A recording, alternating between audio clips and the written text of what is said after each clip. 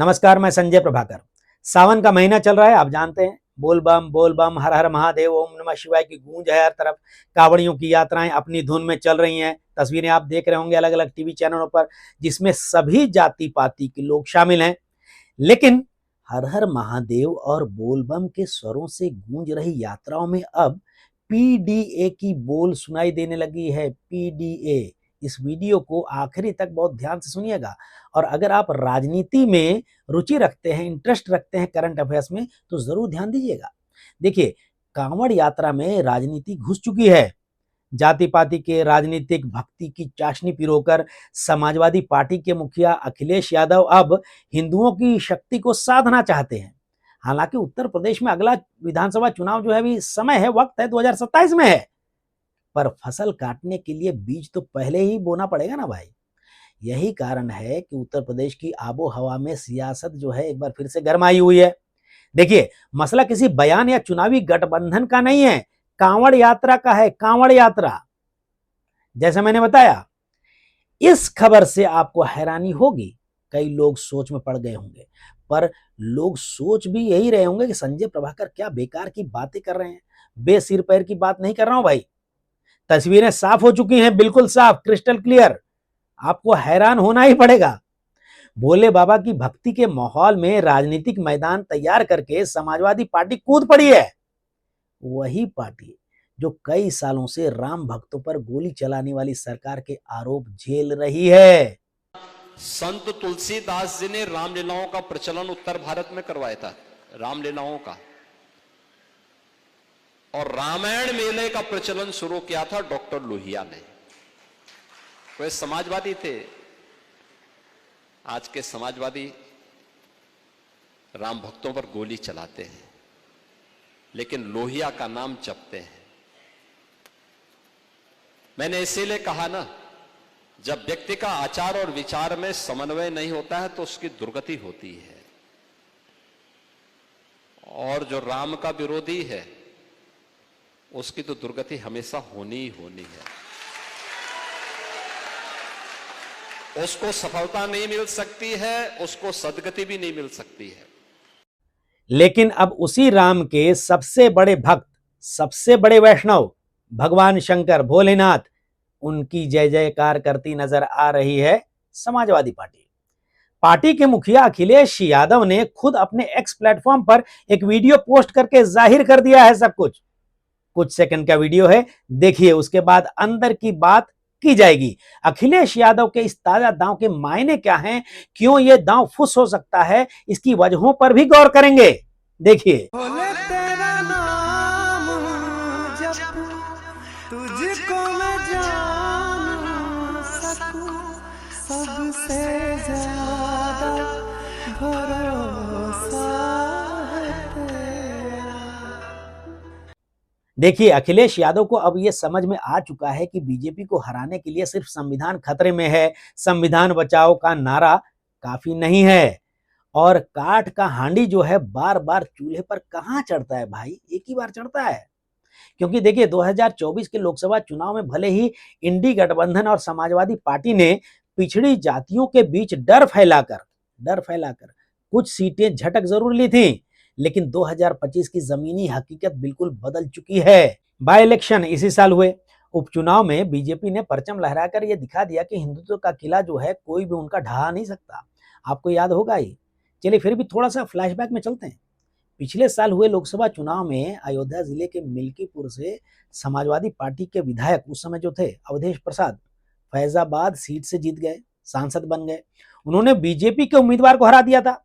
श्री राम मंदिर के निर्माण और प्राण प्रतिष्ठा के बाद पहले चुनाव हुआ था, वो पहला चुनाव था जिसमें अयोध्या के फैजाबाद सीट से हारना बीजेपी के लिए बहुत शर्मनाक बात थी, बहुत बड़ा झटका था बीजेपी के लिए। मिल्कीपुर के विधायक समाजवादी पार्टी के अवधेश प्रसाद जीत गए और फिर जायंट किलर बनकर उभरे।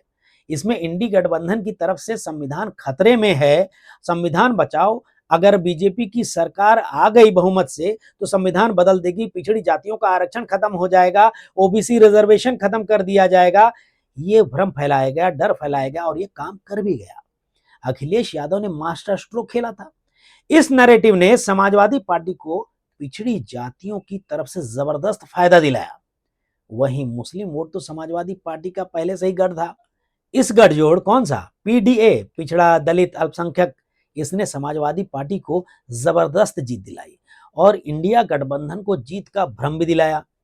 अवधेश प्रसाद के सांसद चुने जाने से मिल्कीपुर की सीट खाली हो गई विधानसभा की, जिस पर इसी साल फरवरी में उपचुनाव हुआ और बीजेपी के 38 साल के उम्मीदवार चंद्रभानु पासवान ने 61,710 वोटों से बम्पर जीत हासिल की। उन्होंने समाजवादी पार्टी के 42 साल के उम्मीदवार अजित प्रसाद को हरा दिया। बीजेपी को हराने के लिए बहुजन समाज पार्टी बसपा उपचुनाव नहीं लड़ी। कांग्रेस ने अपने गठबंधन सहयोगी समाजवादी पार्टी का समर्थन किया और अपना खैर तो कैंडिडेट खड़ा ही नहीं किया क्योंकि वो समर्थन किया। हालांकि इस करारी हार के बाद समाजवादी पार्टी के चीफ अखिलेश यादव का भ्रम भी टूट गया। डैमेज कंट्रोल में हालांकि उन्होंने जरूर कहा कि चुनावी मशीनरी का दुरुपयोग किया गया। देखिए, मिल्कीपुर सीट पर बीजेपी की जीत के साथ फैजाबाद लोकसभा क्षेत्र के सभी 5 विधानसभा क्षेत्र पार्टी की झोली में आ गए। साल 2022 के विधानसभा चुनाव में अयोध्या जिले के मिल्कीपुर ही एकमात्र सीट थी जिस पर बीजेपी हारी थी। खैर, ये जो उपचुनाव हुआ इसमें समाजवादी पार्टी की हार हुई। इस हार पर अखिलेश यादव ने सोशल मीडिया प्लेटफॉर्म एक्स पर एक पोस्ट जो है पब्लिश किया और ये लिखा कि हार स्वीकार करते हुए कहा, लोकसभा चुनावों में अयोध्या में हुई पीडीए की सच्ची जीत उनके मिल्कीपुर के विधानसभा की झूठी जीत पर कई गुना भारी है और हमेशा रहेगी। उन्होंने आगे भी कहा, पीडीए की बढ़ती शक्ति का सामना बीजेपी वोट के बल पर नहीं कर सकती है, इसलिए वो चुनावी तंत्र का दुरुपयोग करके जीतने की कोशिश करती है। गौर कीजिएगा, वो अपनी पार्टी के उम्मीदवार को पीडीए समाज का ही कैंडिडेट बता गए, जबकि उस क्षेत्र में भारी संख्या में ब्राह्मण, राजपूत, बनिया, आदिवासी रहते होंगे, वोटर भी होंगे। वैसे मुसलमानों की बात वो ना भी करें तो इसमें कोई गम की बात नहीं है। मुसलमान समाज बुरा नहीं भी मानेगा क्योंकि वो जानते हैं कि बाय डिफॉल्ट समाजवादी पार्टी उन्हें अपना वोट बैंक मानती है। बहरहाल, आइए आते हैं ताजा माहौल में। अभी देखिए, उत्तर प्रदेश आज सिर्फ एक राज्य नहीं है, देश की राजनीतिक धड़कन है और इस धड़कन की नब्ज बीजेपी के हाथ में है। योगी आदित्यनाथ के नेतृत्व में बीजेपी ने यहां पर वो करके दिखाया जो विपक्ष सोच भी नहीं सका। राम मंदिर से लेकर कांवड़ यात्रा, लव जिहाद से लेकर गैंगस्टर क्लीनअप और पीएम मोदी का पिछड़ा कार्ड से लेकर सबका साथ सबका विकास वाली नीति, हर दिशा से बीजेपी ने यूपी को अपने इशारों पर लाकर खड़ा कर दिया है। ऐसे में अब समाजवादी पार्टी को भी महसूस होने लगा है कि अगर हिंदू वोटर को साधा नहीं गया तो 2027 में सिर्फ संविधान और संवेदनाएं काम नहीं आएंगी। अब जिस बात की चर्चा करने जा रहा हूं उसे जानकर आपको और हैरत हो गई। एक ट्रस्ट है जिसके अध्यक्ष अखिलेश यादव हैं, उनकी तरफ से इटावा में 11 एकड़ में केदारेश्वर मंदिर, भगवान शिव का मंदिर बनवाया जा रहा है। समाजवादी पार्टी के हिंदुत्व 2.0 प्रोजेक्ट का यह ट्रेलर है। वहीं कांवड़ यात्रा में डीजे वाले ट्रक, भगवा टी शर्ट और मुलायम अखिलेश की पोस्टरबाजी इस बात का सबूत है कि समाजवादी पार्टी अब धार्मिक ब्रांडिंग पर काम कर रही है।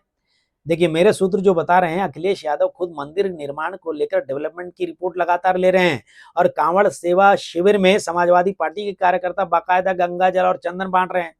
लेकिन असली सवाल यह है, क्या जनता इसे आस्था मानेगी या आने वाले चुनावों को लेकर दिलो दिमाग में आसन्न हार का डर? देखिए, उत्तर प्रदेश के बाय इलेक्शन ने उस हवा को चीर दिया जो लोकसभा चुनाव में समाजवादी पार्टी के पक्ष में बनी थी। बीजेपी ने जमीनी पकड़ दिखाई, जबकि समाजवादी पार्टी सोशल मीडिया पर संविधान बचाओ की गूंज में उलझी रह गई। और महाराष्ट्र में देखिए, महाराष्ट्र में बीजेपी ने जो झटका दिया उसने ये दिखा दिया इंडी गठबंधन को कि सिर्फ मुस्लिम या दलित वोट से सत्ता नहीं मिलती है।